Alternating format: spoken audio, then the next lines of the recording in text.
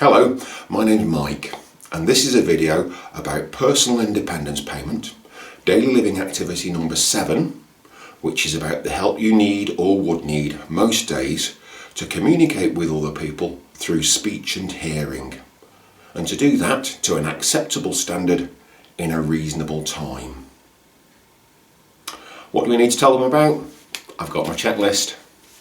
The first thing is aids. The first thing is always aids, a thing that you use that you wouldn't need if you didn't have your condition.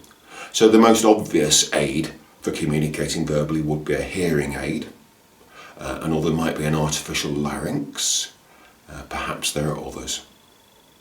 There is a piece of case law from the north of Ireland, so it strictly speaking isn't binding in England. But there is a piece of case law from the north of Ireland that says that pencil and paper counts as an aid for verbal communication, to write things down as an alternative to speaking them. I disagree with the reasoning in that case, but nonetheless it does exist. I think if I needed to write things down as an alternative to speaking them, it might be more productive to look at whether or not I could communicate verbally to an acceptable standard.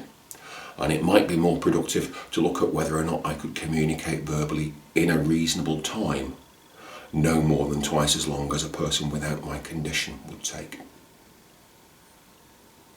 The other way that you can score points in this PIP activity is if you need communication support. Communication support is support from a person who is trained or experienced in helping people overcome specific communication difficulties. So, if you use my checklist to break down what they need to know, the first question is, what support do you need?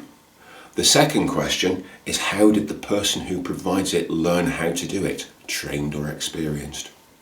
And then there are two further questions in relation to this. One asks how you manage with simple sentences, and the other asks how you manage with complex sentences or more than one sentence.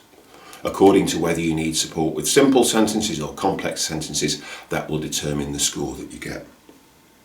Finally, what if you've got your communication support and you still can't communicate verbally to an acceptable standard? What if you've got your communication support and your aids and you still can't communicate verbally in a reasonable time? Now, with every other PIP activity that I've produced a short video about, I've had examples, but I don't have any here because it's not an area of work that I deal with a lot. So that'll have to do for today, a short summary of what communicating verbally in the PIP assessment is about. I'm sorry, I can't help with individual claims, but if your organisation needs some training, get in touch.